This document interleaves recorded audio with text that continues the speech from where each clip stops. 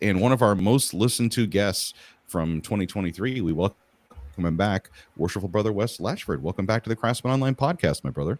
It is always a pleasure to sit in and talk about whatever weirdness comes to our minds.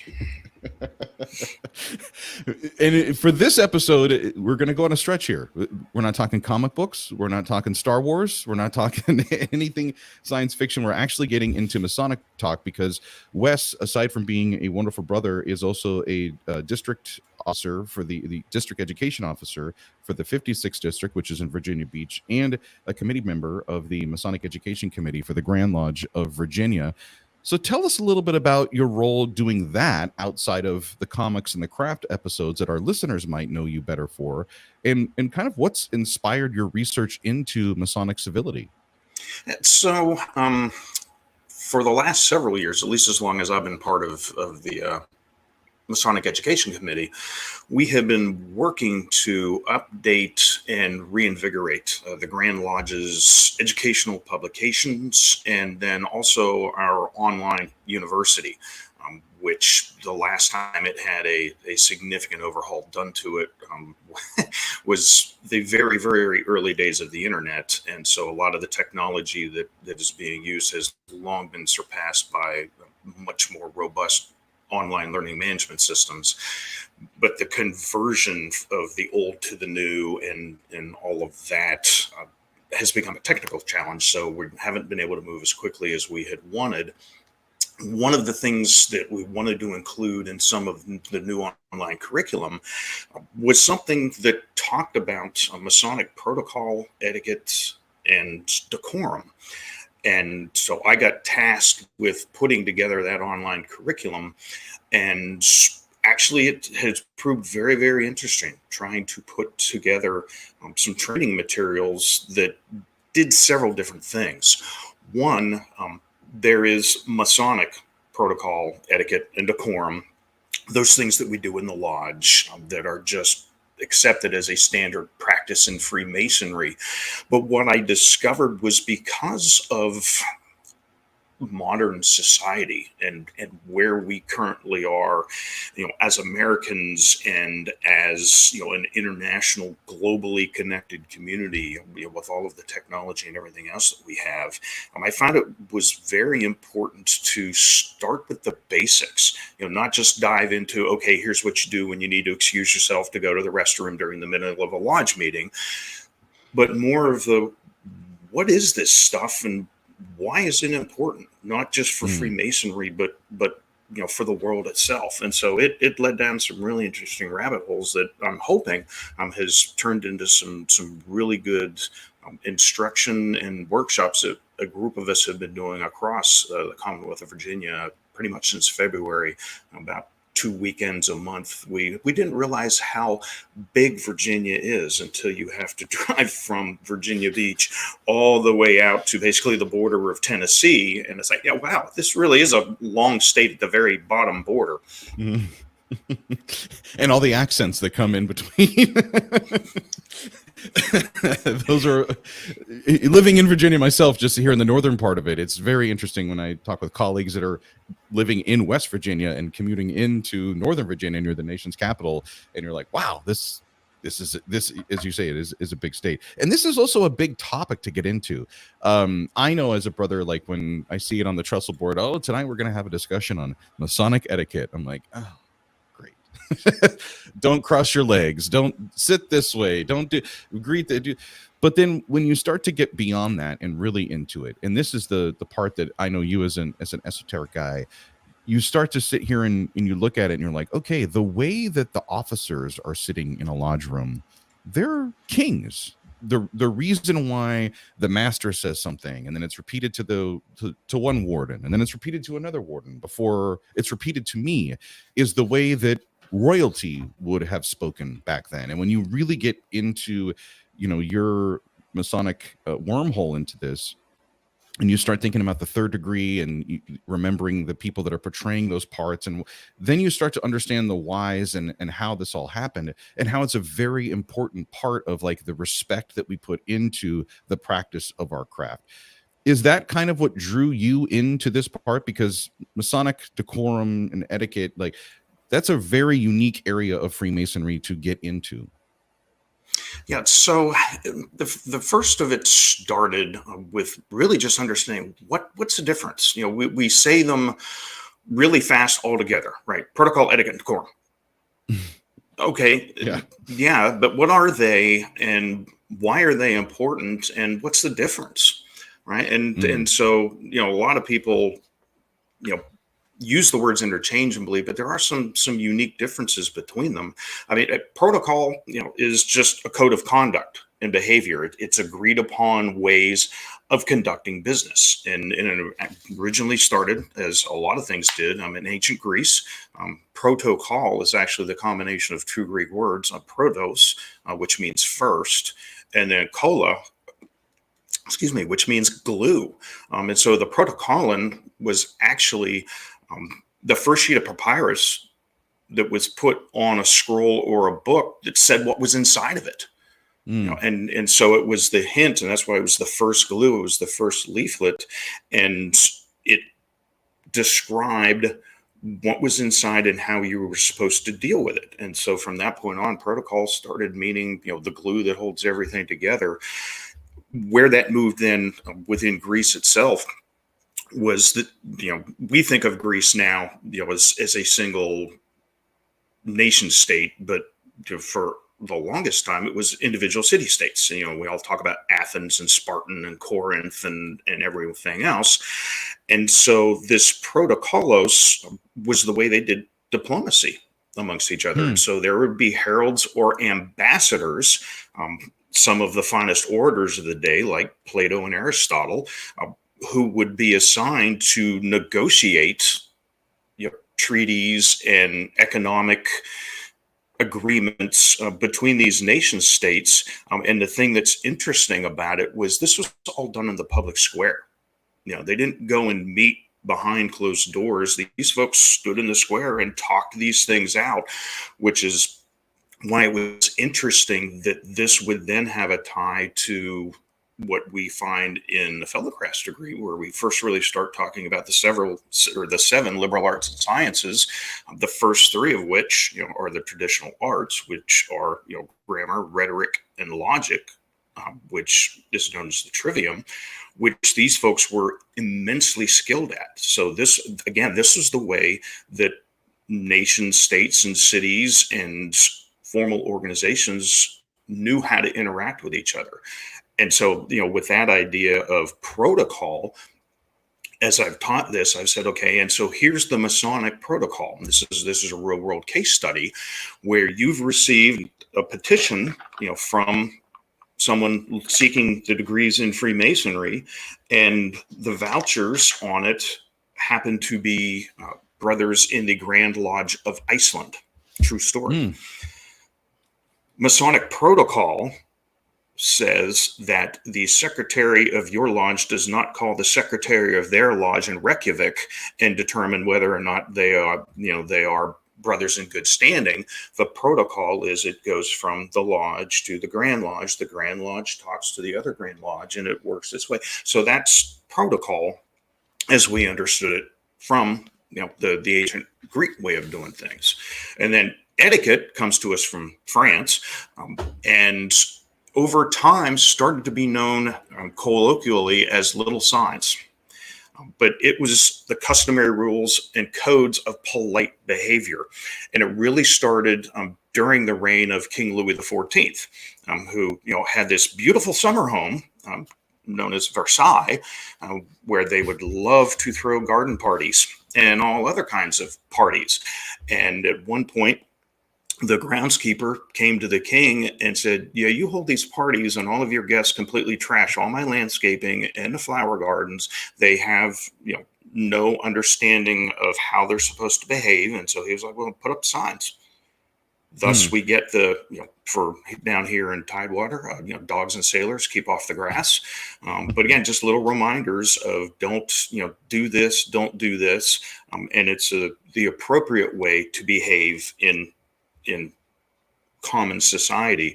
And then decorum is just how one handles himself, right? And so we have that too. I actually have a great cartoon from James Gilray that I use in training, that's titled "Company Shocked at a Lady Ginging Up to Ring the Service Bell," and it's hilarious because the woman is reaching for the service bell to ring the attendant, which women are not supposed to do. That's the courtesy of and the etiquette of the man.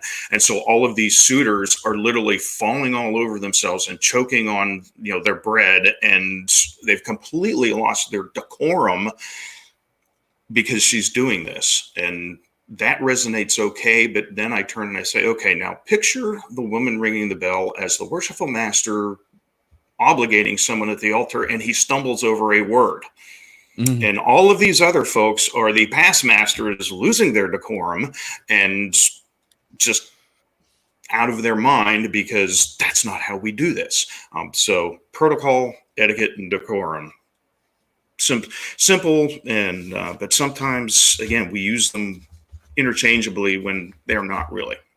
Yeah. And it's interesting hearing you talk about this, because we have spoken about some of the benefits that come from Freemasonry, like the leadership that some people overlook, like, oh, the making, a good man better. This is also part of it. I feel there's so many brothers that I've sat in lodge with that, having a dark suit and tie, the only time that they had that before in their life was when they were getting married or when there was a family funeral. And now they're, wearing this and they're coming to lodge meetings. And here's the other thing that we get in Freemasonry is this way to conduct yourself. And as you said, like a polite society, that I don't want to blame it on COVID. I think it's been going on way before that, even, that there was just this disconnect with just how the etiquette, the decorum, the protocol, as you've mentioned, like how to do things, unless you worked in a certain profession or lived in a certain, place or status in life. Like these things weren't really taught to you, but here we are sharing this and showing this in our meetings in everyday life.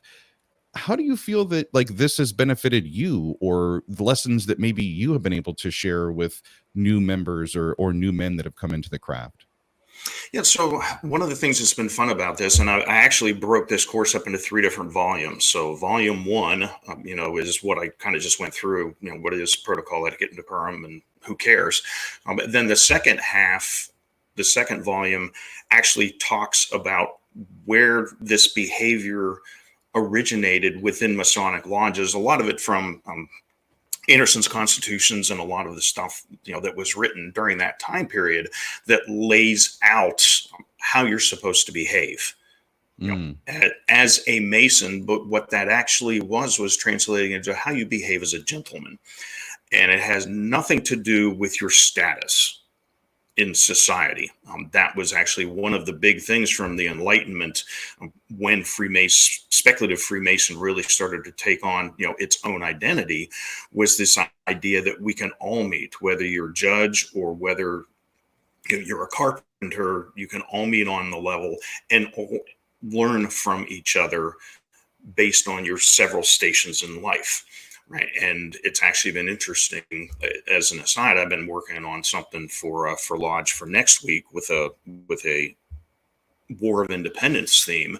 And it's this idea that I know several brothers we've talked about struggled with, is if we're not supposed to discuss, politics in the lodge and obey civil authority and the magistrate, how come we had all these Masons who are big names within the American Revolution?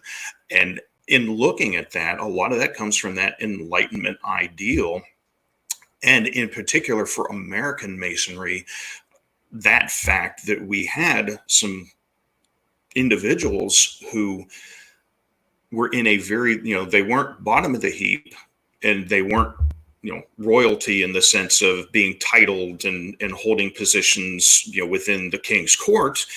They were self-made men in the colonies, and, you can pick a whole host of names. And so with that, Masonry allowed all of these groups to get together, to work together. And then also a lot of things we did, we're emphasizing it. One of the things that I've talked about is, why do we do introductions in the lodge?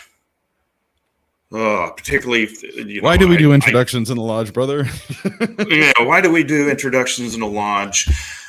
And it's because for a lot of us, that's maybe the only time we'll actually learn that skill set. How many times, I can't count the number of times that my wife and I have been at a function and I will get the elbow because I have forgotten to introduce her to someone or introduce them to her. Right. And so the reason we do that in the lodge is to learn that etiquette of, if you're talking for someone, more than 30 seconds, introduce yourself. And do it quickly and succinctly. Don't tell your whole life story, right? And and if you've been in the proximity of someone for more than 3 minutes, introduce yourself, talk to them. Don't just kind of stand there and be a bum.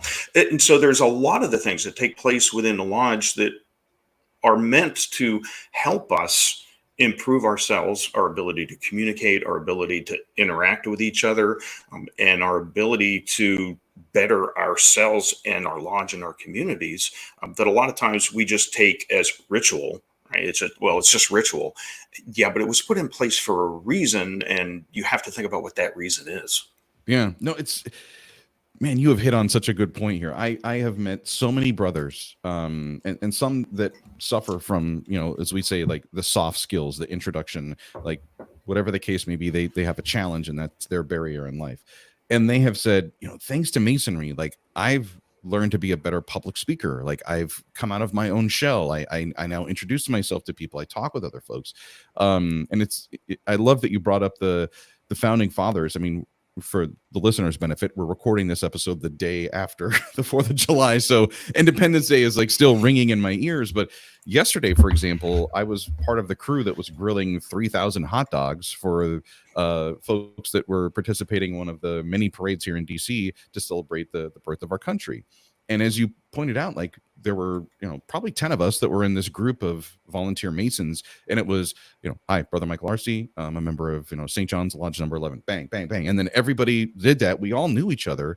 And it was that instant connection that we made. Like we're all brothers and we're all working together and we're all doing this. And I feel like, I don't know, maybe this is something you've picked up too, is just, we're losing that as a society. Like, the gentle kindness of being human and the little social etiquette, the little social skills, those are beginning to recede. And I don't know if it's because everybody's just so used to doing everything on their phone or always have their heads down because they're looking at their mobile device, but we don't know how to interact anymore as a society or as people. And it's discouraging to me. Yeah, and one of the things too that led to a lot of this research and a lot of putting this together is it's creeping into the lodge. We like to think that it's just, it's society and society this and society that. Take a good look next time you're sitting with brothers, either at dinner or in the lodge or afterwards, or not even in a lodge setting, but just interacting. And take notice of some of the things that we bemoan when we see it, at Walmart or at the grocery store or driving, right? And we actually play the 3-minute rule with driving, where you have the charge at the end of a Master Mason's lodge, where basically society has a claim on your kind offices do good unto all, more especially. But the thing is, you can't get out of the lodge parking lot until probably, if you're lucky, 3 minutes go by where you weren't yelling at somebody who is an idiot driver, right? And they may or may not hear you. However, it's that ability to circumscribe and keep things where they're supposed to be that has been brought in from the outside, right? We're supposed to be a sacred retreat of friendship and virtue, and we're letting that get inside of the lodge. And it's unfortunate, even so much so that I've seen lodges where, because they're not familiar with why we do these introductions, and yes, they can be laborious. And for those of us, who, are obnoxiously involved in the craft, you're standing up 5, 6, 7 times, during the introductions, because you run through past masters and then visiting masters and then launch committeemen and then this. But again, when you remember the reason we do that, which is, as you said, is to become more adept at it, to make it second nature, where your elbow's not having, you're not having to get your wife's bony elbow in your ribs because you've already remembered that. And that goes back, and one of the fun things to talk about is this nifty little book, that everyone nice. Who's a Mason is familiar with, or at least should be. George Washington's Rules of Civility and Decent Behavior in Company and Conversation. Don't spit in the campfire. Yeah. But the thing that's interesting about that is he wrote those down as a teenager. And everybody, thinks that it was just this incredible insight by, the father of our country. But historic research has pretty much shown that it was actually a homework assignment.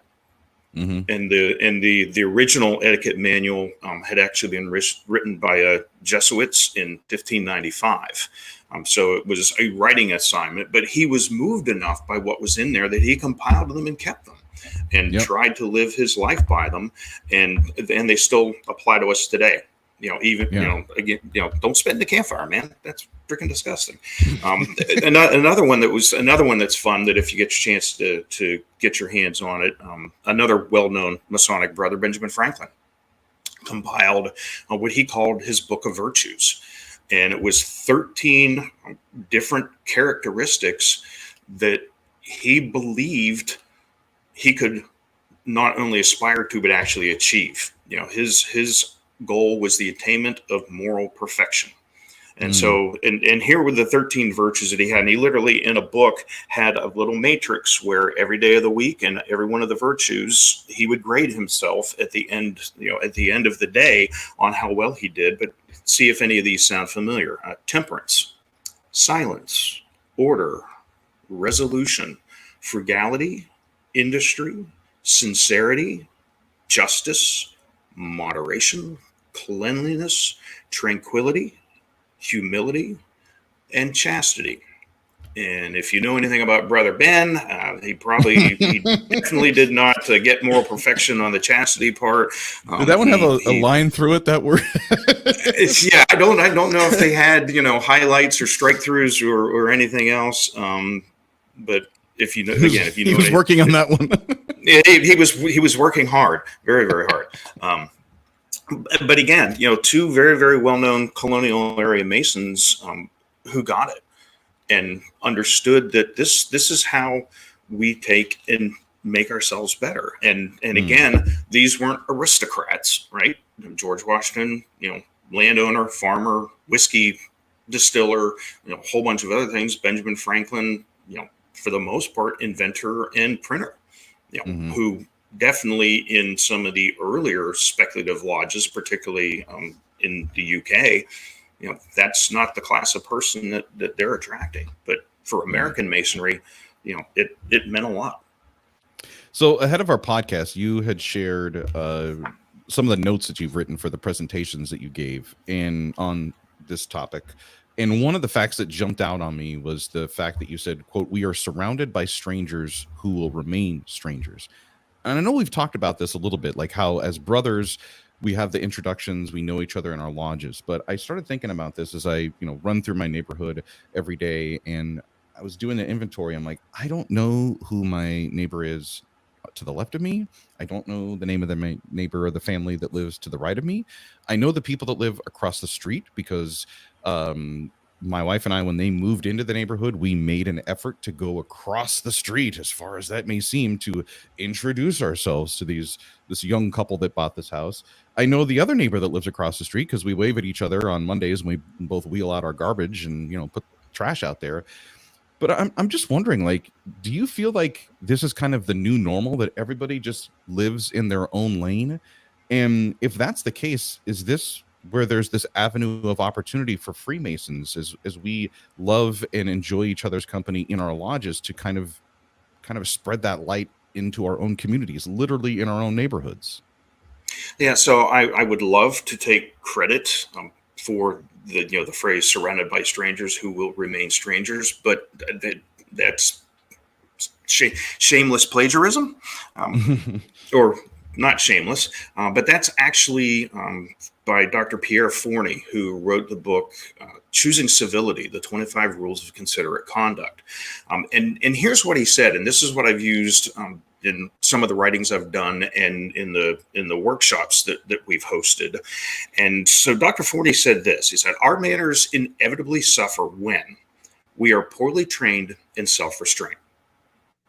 We are used to seeing others as a mean to the satisfaction of our own desires rather than an end in themselves.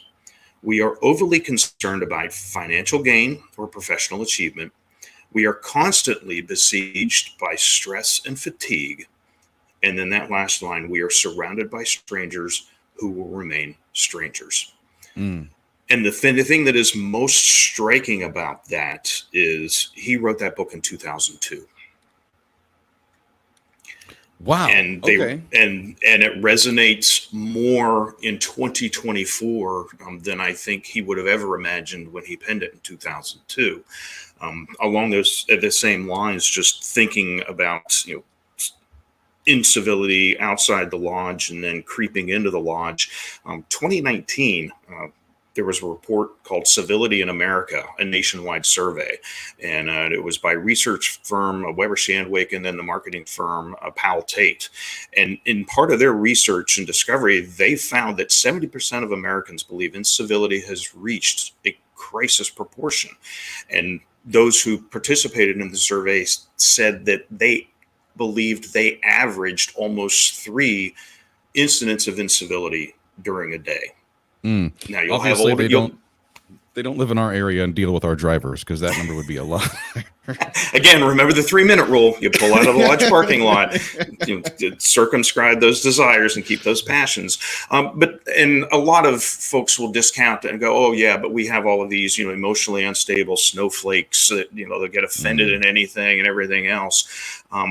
But that was backed up by a follow-on report that was done, interestingly enough, by the American Bar Association, where in their civic literacy, basically how much do we know about civics and the way that our country does business, they said that they believed 85% said that civility was worse today compared to 10 years ago. So it's not getting better. Mm-mm. And Masonry has some of the tools that can help with that. Another quote that I love to use actually goes back a little more than 2002. It actually goes back to 80 BC. And it was actually spoken and is attributed to Marcus Tullius Cicero. So where if you're a philosopher, you know Cicero quite well, but he's reputed to have penned the line that if we're forced at every hour to watch and listen to horrible events, this constant stream of ghastly impressions will deprive even the most delicate among us all respect for humanity. At which point, when I say that, I usually pick this up and go, "Ladies and gentlemen of the jury, I present Exhibit A." Right? Yeah. And think about how much, while we're in a social setting or in a lodge setting, and we ought to be paying attention to our brothers, we're busy, with this literal piece of crack that stimulates the same part of your brain as some of our most addictive drugs. Yeah. No, and it's interesting. I'm guessing that Cicero quote was written in 1000 or 800 or 80 BC. Century. So yeah, I don't do public math, but it was a while ago. Yeah. And how relevant it is today. And I think of the nonstop, as you showcased, our cell phones are a big problem with this. I was just talking with a very close friend last night, and living here in DC or near DC or outside of the region, you're used to hearing about politics all the time because it's just what this area of the country is involved with. What's interesting is just saying that word and knowing you, where you live down in Southern Virginia, no, we're not going to get into politics on this episode of the podcast. But it was really unique as the fireworks are going off last night, and we're talking, and this is a childhood friend of mine that, we grew up together. We're very like-minded, but we're on completely different opposite ends of the political spectrum. But we were able to have a very civil and I would say meaningful discussion. Like, he made some valid points and concerns that he had. I was like, I never really thought about that before. I made a few comments, and I'm sure he was probably waking up this morning and going, "Oh, that's interesting." And all I can do is sit here and say, the reason I was able to have this conversation without it getting into, verbal fisticuffs is the fact that because I am a member of a Masonic lodge and I meet with men who I hold dearly and get to have the privilege of calling them brothers, knowing that they come from many different walks of life and they bring in all these unique ideas and their own, original thumbprints and fingerprints on all of these things.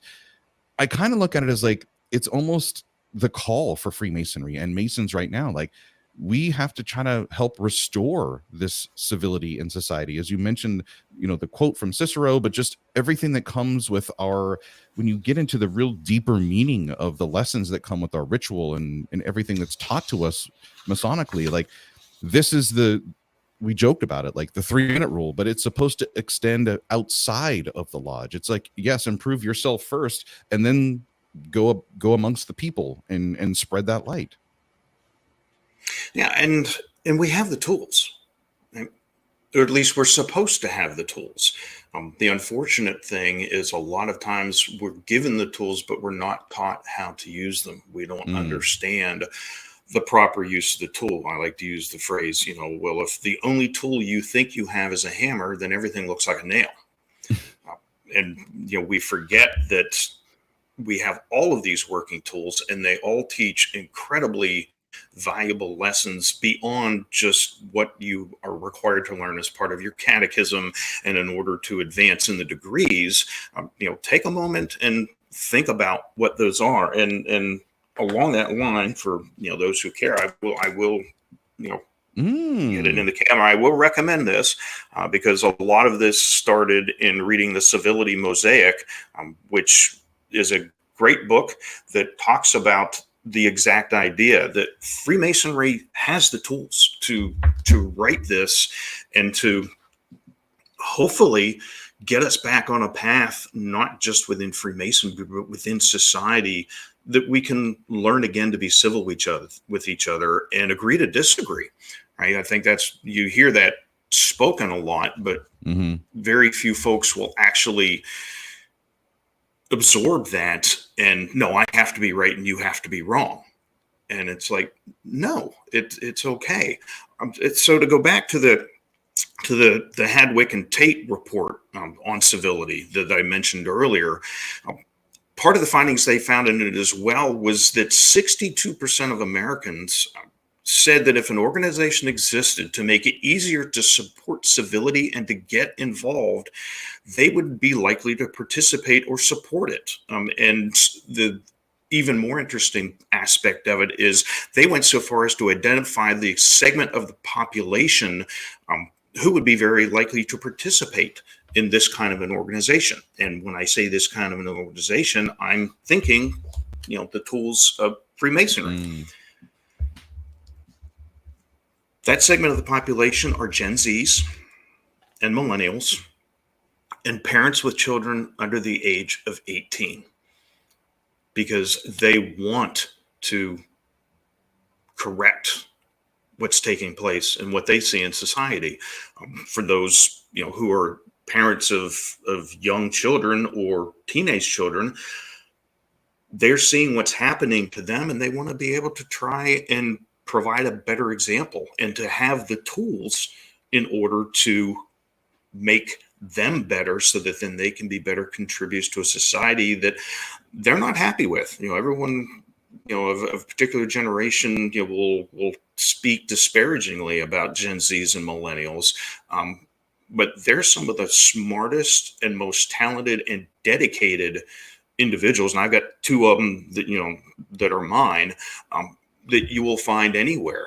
And don't just throw the baby out with the bathwater, because you get them engaged and involved and they will shock you with what they're able to accomplish.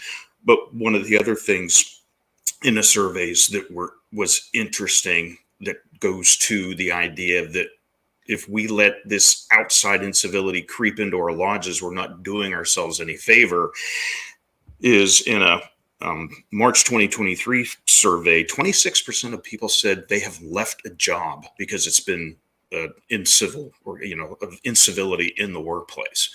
And I got to thinking about it, I'm like, okay, so 26% of people they've quit their job. It's like, okay, so how many brothers will leave Freemasonry or not even petition?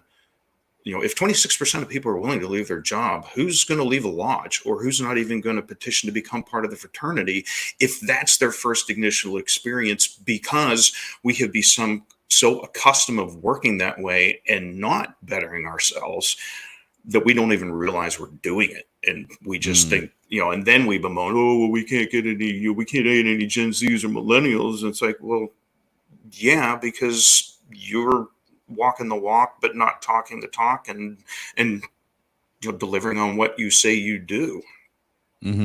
Well, it's interesting you get to that point, because if you think about it, that would be 1 out of every 4 Masons that you would meet would leave a lodge, or as we know in the craft, like demit from being a member of that lodge. You hope they would demit and not just be walk away entirely. Yeah, right.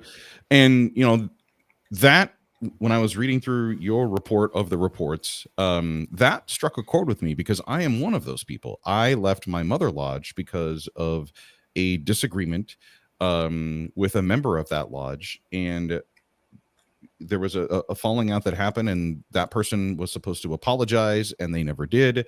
And I looked at it as like, if I'm supposed to hold myself as a Mason to this very higher code of standards, and we've all agreed that these are the principles, and I sat there and I was like, all of the things that I've heard talked about in my, at that point, 3 years of being a Freemason, don't see this person reflecting this in their actions and in their life. And I don't think I can be a member of this lodge anymore. Like, I if they support this, then I can't support that, and I got to go somewhere else. And so I am one of those people that have walked away from a lodge because of one person.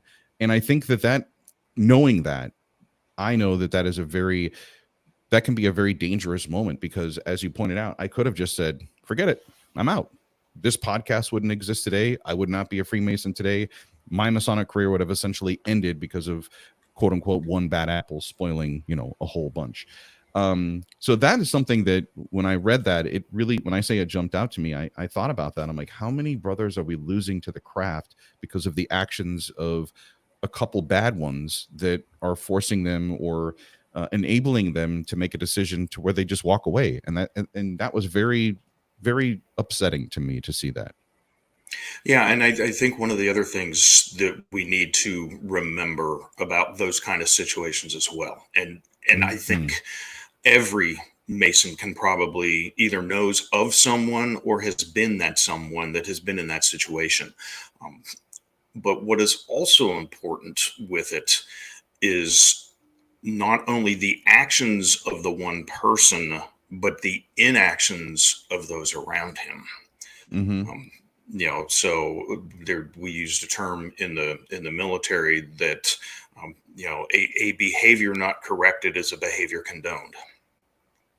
And so if you turn the blind eye to it, if you let that brother or that group of brothers, unfortunately, sometimes start running roughshod over your lodge, over members, over candidates, and you don't take them aside and whisper good counsel, then you are as culpable as they are by not intervening, right? Being the innocent bystander.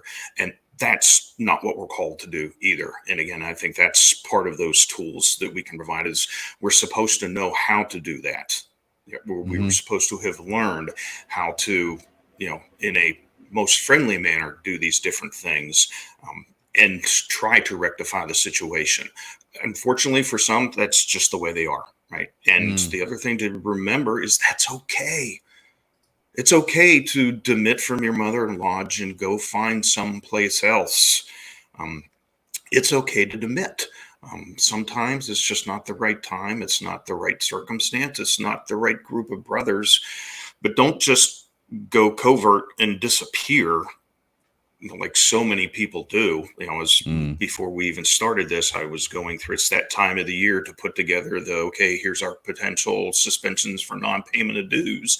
And that can get that in and of itself can get very political as you take and try to decide what's best for the craft, the lodge, and the individual concerned. So there takes a little bit of fortitude, temperance, fortitude, prudence, and justice that needs to go along with this idea of acting civilly and welcoming all on the same level playing field as we espouse that we do. And I think that's one of the big challenges for us is to remember that's the calling we have. Yeah. And kind of bringing it back full circle. That's why this discussion and the ones that you present in lodge or lodges around the Grand Lodge of Virginia, that's why this is important, that brothers understand that there are, as you outlined, the three parts of this: the civility, the decorum, the etiquette. And that's why it's important that we, as you mentioned, the 3-minute rule. I love that. But I always refer to Freemasonry as it's a practice. It's like practicing to be an attorney or practicing to be a doctor. It's something that you put into your life every day, and you're working to improve, to get better, using the teachings that you've gained. And that's the charge for us, is that, as you pointed out, no person is perfect, and we're all working to become a better version of ourselves. And it is important that we work on ourselves and then our lodges so that we don't lose our brothers, and that we keep them close to us and we look out for them as well. So yeah, I love this. This has actually been the most engaging Masonic etiquette, decorum, and civility conversation I've ever had, which I knew this would happen. So thank you, Wes. Now, hey, and so this is something that I usually close with. When we talk about protocol, etiquette, and decorum, not just Masonic, again, not those specific things that you do the due guard at this time and you do all of these other things, but the general principles of them.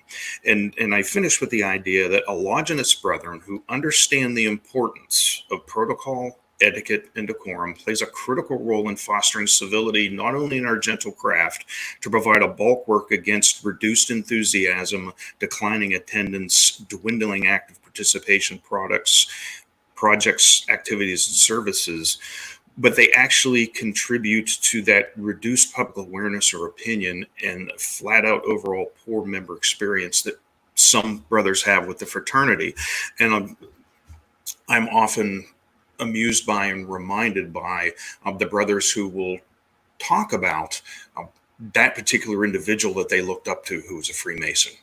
Mm-hmm. Right. And back before the days where we had the T-shirts and the rings and everything else, you just knew them in society to be they were a good dude. And that's somebody I want to be like. And then you're like, oh, and he's a Freemason. Okay. Just because you wear the ring, just because you've got square and compasses on your T-shirt, people are looking for more than that. And I think that's the thing. And that's where we take what we learn in the lodge and take the tools and use the tools outside the lodge as well.